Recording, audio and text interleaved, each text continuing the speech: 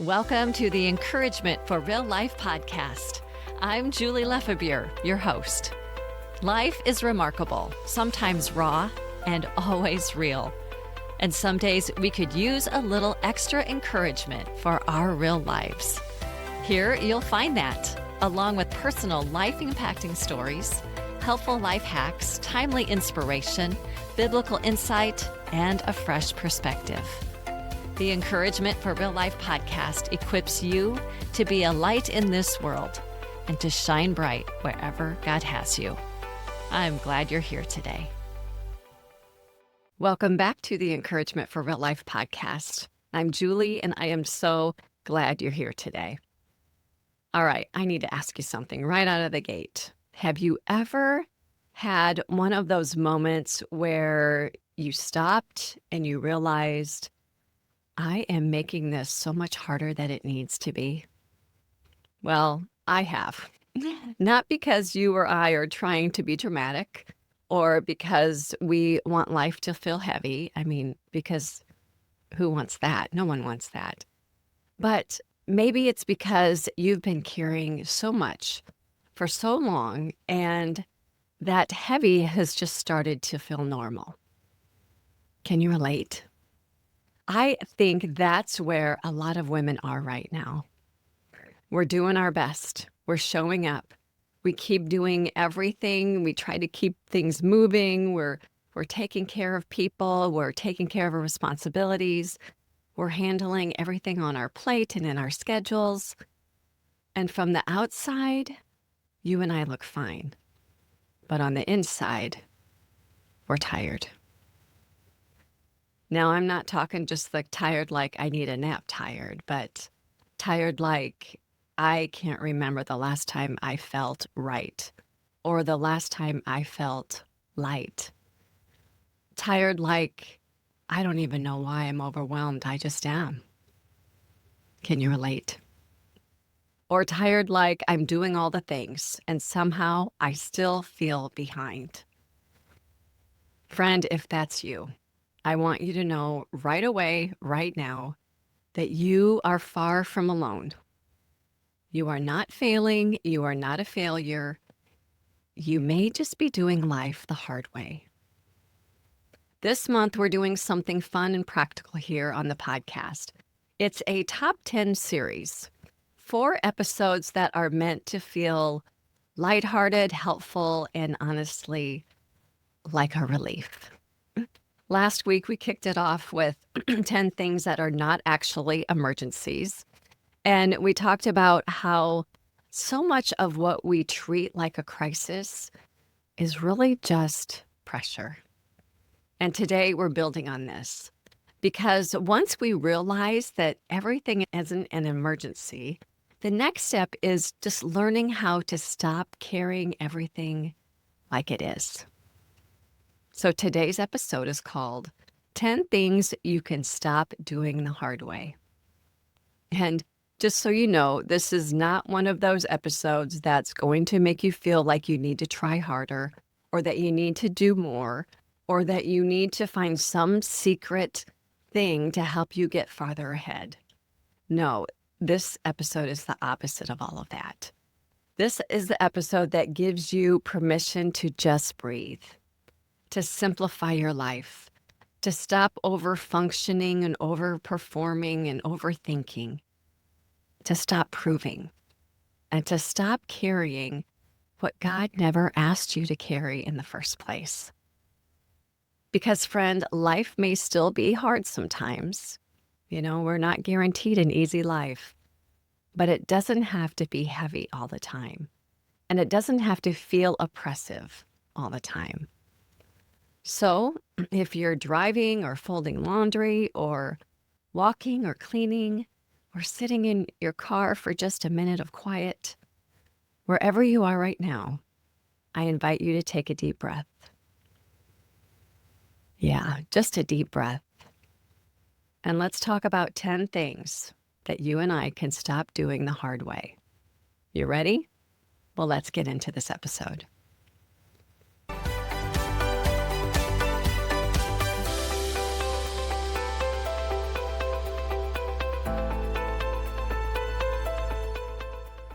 I like to start out my podcast episodes with some story, some personal story that you might relate to, but I don't have one big dramatic story for today's episode, but I do have a bunch of little moments.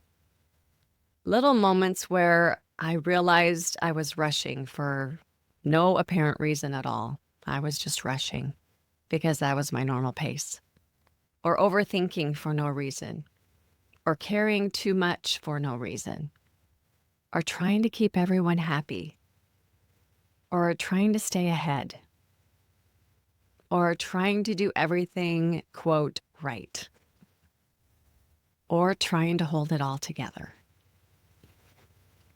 And it's not because I want life to feel heavy, because, yeah, we don't, right? We want life to feel light and unburdened. But it's because when we've been carrying a lot for a long time, we stop noticing the weight, and the hard just starts to feel normal. It does. And I do believe a lot of women are living this way right now. And maybe you're one of them. You're doing the best you can. You're showing up. You're being faithful. You love God. You're being responsible. But somewhere along the way, life just started to feel heavier than it did before, and that it needs to feel. And as I was noticing all of these little moments, I realized something important, that most of the time, we don't do life hard because we want to. We do it because we've learned to. We've been conditioned to. We've adapted to. Maybe some of us were raised, maybe you were raised in a way that to believe that being responsible means carrying everything yourself. Maybe some of us have learned that asking for help is weakness. Some women have learned that rest is something that you earn. Some of us have learned that being a good woman means being available, being needed, and being everything to everyone. And if you've lived in survival mode for a very long time, or even just, I don't even know, it could even be a short time, but once we start living in survival mode, hard starts to feel like normal. It's just the way life is. It's what we're expected to experience, just life like this. So if you're listening today and you're thinking, yeah, this is me, I want you to hear this right away. This is not a character flaw. It is not you failing. It is not you falling behind. This is simply a pattern. And patterns can change. We can change patterns. And I also think it's really helpful to name something. There's a difference between hard and heavy. Some things are hard because life is real. But some things feel heavy because we're carrying them the wrong way. I'm going to say that again. Some things are hard because life is real. But some things feel heavy because we're carrying them the wrong way. And the big truth is that God never asked us to carry everything alone. That's not our responsibility. He never asked us to be the ones to handle everything. He never asked us to prove our worth through exhaustion. And he certainly never asked us to live our lives with our shoulders up around our ears because we're so stressed and we're so anxious and we're just filled with the weight of the world. It just all of a sudden our shoulder starts to rise to our ears. That's not what God is asking us to live like. He hasn't invited us to do those things. So today, we're going to name the top 10 things we can stop doing the hard way. And I want to invite you right now to listen with gentleness and grace, not with shame, not with guilt, just with awareness. Because awareness is where freedom starts. It's where it begins. So let's get into this top 10 things you could stop doing the hard way. The first one is trying to do everything alone. Why do we do this? Well, I think it can be kind of a secret pride thing where we kind of feel prideful when we try to do everything on our own, or it's a fear thing because if we don't do everything on our own, then everything's going to collapse. Or it could be a control thing that, yeah, I'm responsible enough. I can handle this. I'm in control. But you know what it costs? It costs burnout and resentment and exhaustion. The better way, instead, is to ask for help. Ask God for help. Ask someone else for help. To delegate and to have someone else come along and share the load. It's okay to ask for help. We do not get a trophy for doing life alone. And doing life alone is very lonely and it's very empty. So yeah, invite someone else to come along and help share the load. The second is over-explaining yourself.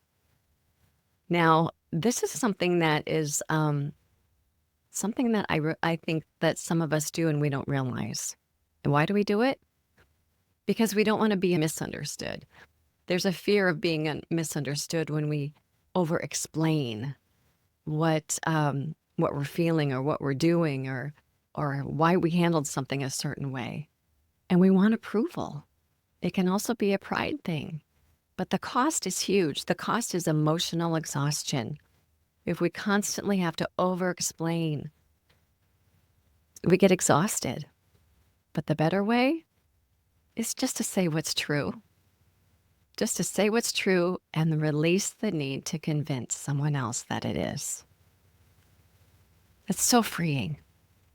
We don't have to keep talking to find and live in God's peace.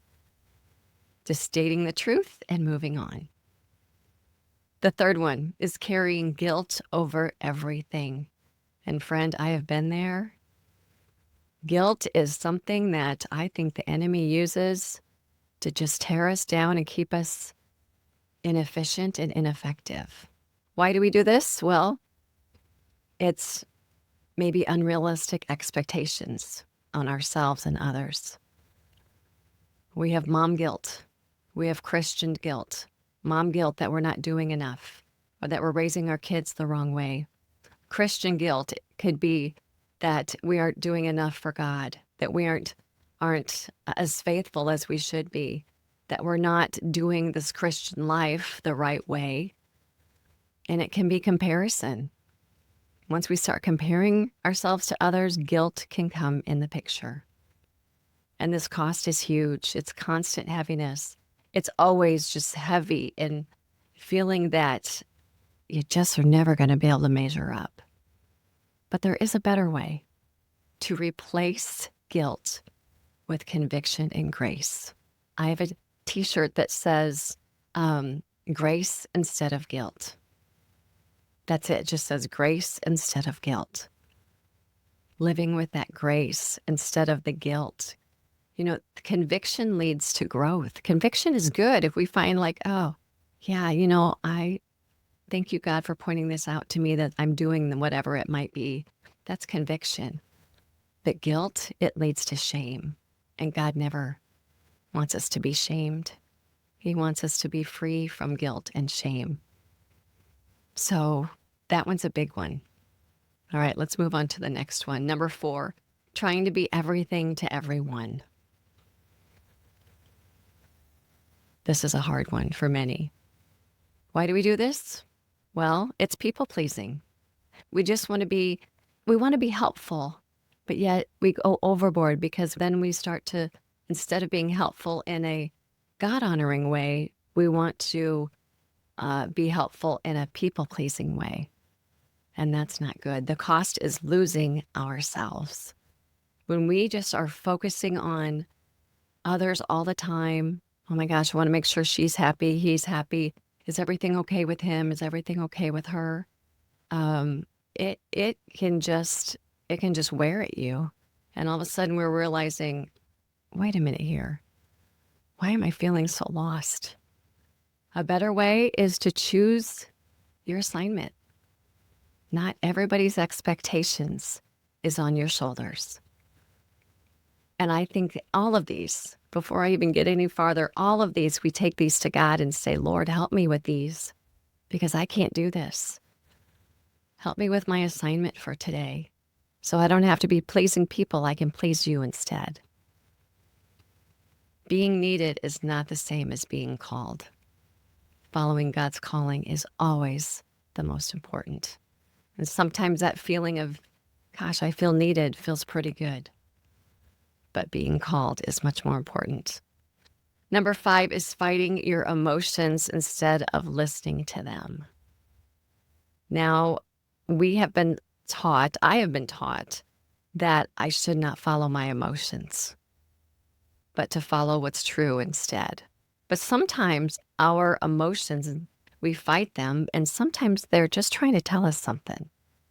Why we do this? That we think that feelings are weakness, and sometimes we just hide them. We bury them. We've talked about that last month in our series about the stuff we keep inside. The cost is emotional shutdown and stress. But you know what? There's a better way. A better way is to name what you feel. Okay, I'm feeling this. Bring it to God and then choose truth. There might be a reason that you're feeling the way that you're feeling, and God might reveal it to you what that reason is when you take it to Him. Bring it to Him and then choose truth. What is the truth? Our feelings are not the boss, but they can be a messenger. They can be trying to tell us something. So take it to God and He will show you. He's good at that. Number 6 is making simple life decisions like they're life or death. Now, sometimes we get decision fatigue. Sometimes we're just tired of making one more decision. I get it. But why do we do this? We fear that we're going to mess up. We're going to make the wrong decision, which is also a part of perfectionism. So when we start to treat our decisions like they're life or death, that's a lot of weight. And the cost is we can get caught in this analysis paralysis where we just analyze everything. We do the pros list. We do the con list. We do the what if this happens? What if this happens? We look at the worst case scenarios. We look at the best case scenarios. And oh my goodness, that is exhausting. The better way is to decide. Pray about it, decide, adjust if needed, and move forward. The key is praying about it first. Pray about it, decide, adjust if needed, and then move forward. You know, most decisions aren't permanent, but they do help us go in the right direction. And if we find we're going in the wrong direction, we can make an adjustment and go in that direction. But God will guide us when we ask Him, when we ask for His help. Number 7 is keeping your schedule packed. And oh my goodness, for so many years of my life, my schedule was so packed. Why do we do this?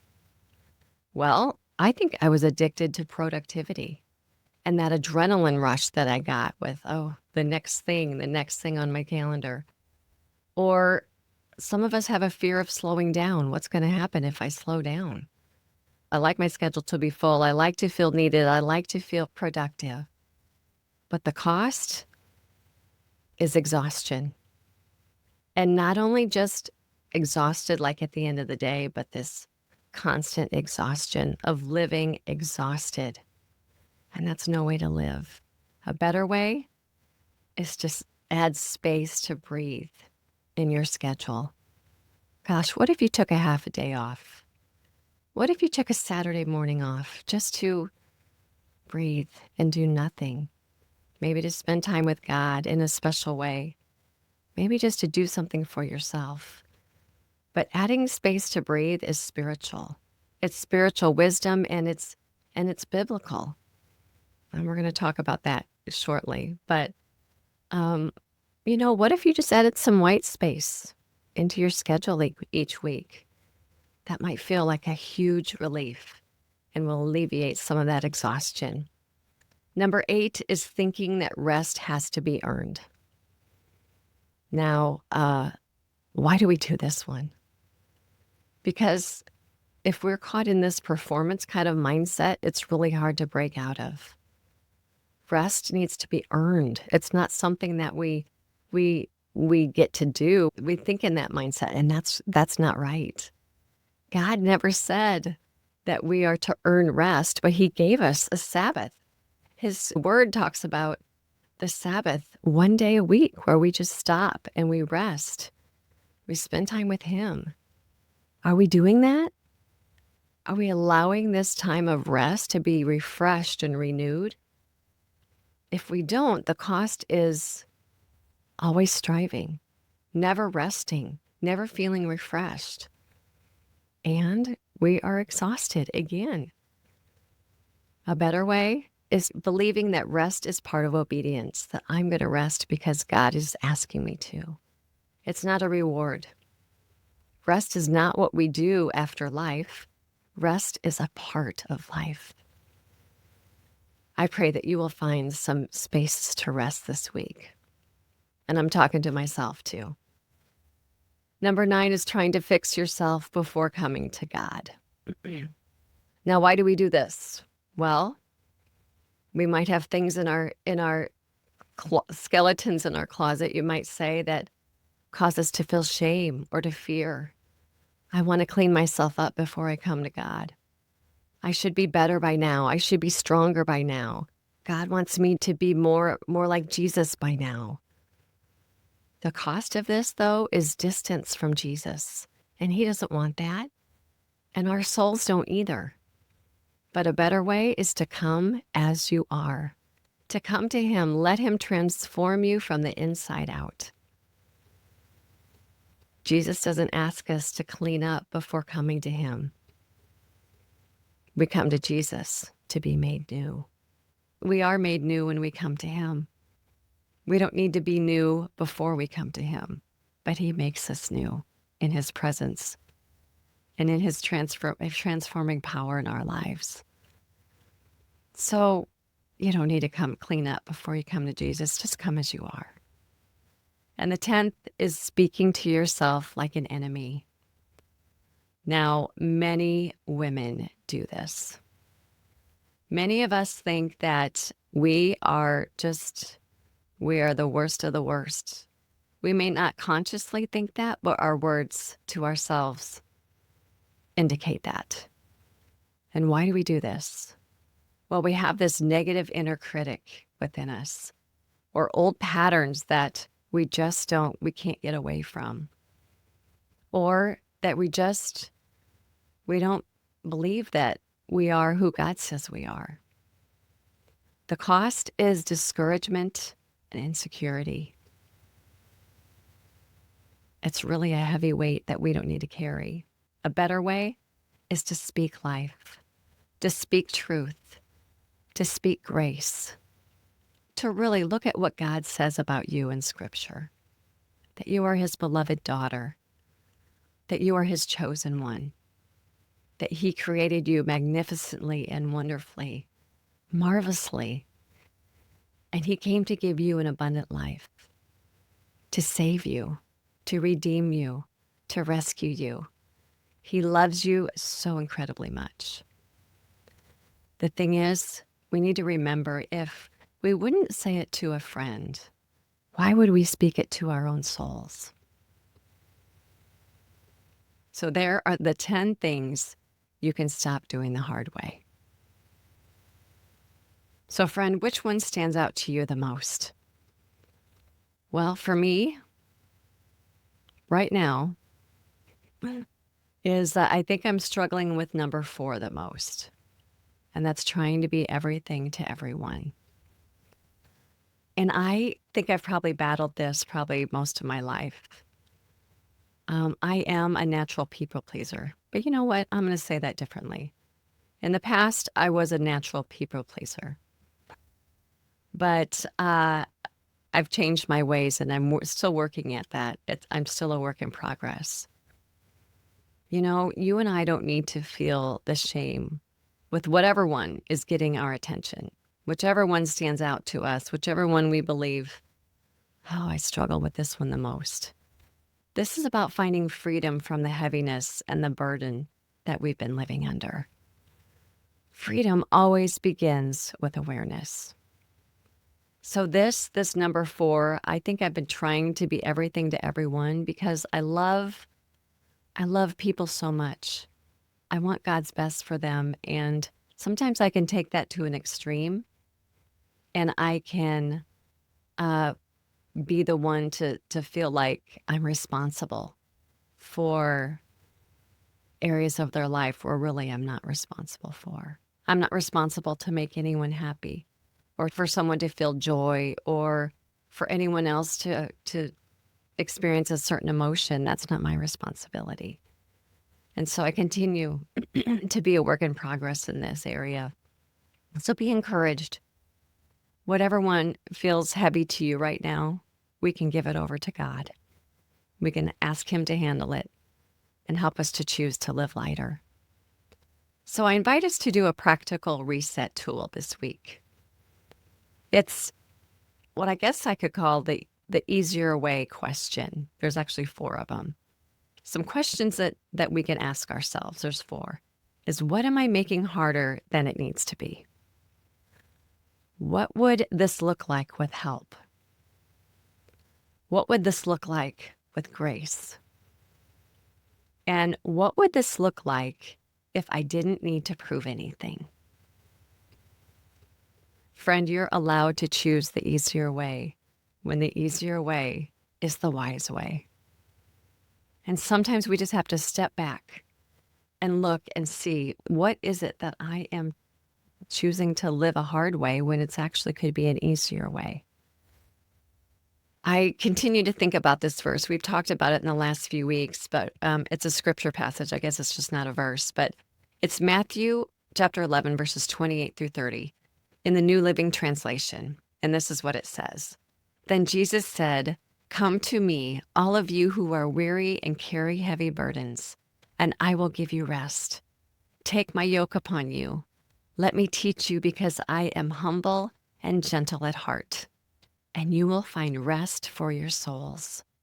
For my yoke is easy to bear, and the burden I give you is light." It is beautiful, isn't it? Jesus literally says, "Come to me." Then he says, "I will give you rest." And then he says, "My yoke is easy and my burden is light."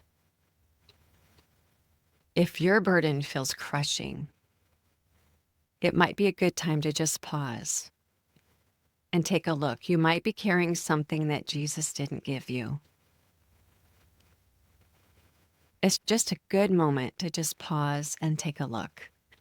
God's way may still be hard, but it won't be heavy for your soul. When life gets hard, our souls can still be light because we're sharing this burden with Jesus. We're yoked with Him. We're walking with Him. We're trusting Him. We're giving Him these things that we're living through, that we're walking through, that we are experiencing in life. Yeah, come to me. Just remember that. That's what Jesus says. Come to me, and I will give you rest. So this week, I encourage you to pick one thing from the list and do it differently. Whatever that thing is, maybe the one that stood out to you the most, do it differently. For example, maybe it's asking for help with one task. Maybe it's saying no without over-explaining. Maybe it's resting for 10 minutes without feeling like you have to earn it first. Maybe it's making one decision without spiraling down, thinking of all the what-ifs. Maybe it's speaking one kind sentence to yourself every single morning. Whatever it may be, find something for you. Whatever that thing is, and do it differently this week. You are not weak because you're tired. You've just been carrying too much. You can live a lighter life without abandoning your responsibility. And I want you to know for sure that God is not disappointed in you. He wants to help you. You don't have to live exhausted to be faithful. You know, we never saw Jesus be exhausted. Yeah, there was times he was tired, but he would always go away to be with his Father. He would always spend time with his Father to be refreshed and to be renewed. But Jesus was always faithful. And I want to say this, if this episode felt like someone finally put words to what you've been living, how you've been feeling, I want you to know that you don't have to figure all this out alone and by yourself. Abundant Life Mentoring that I offer is where I help women untangle what's been weighing them down, to simplify what's become too heavy, and to build rhythms that actually support the life that God is calling you to live.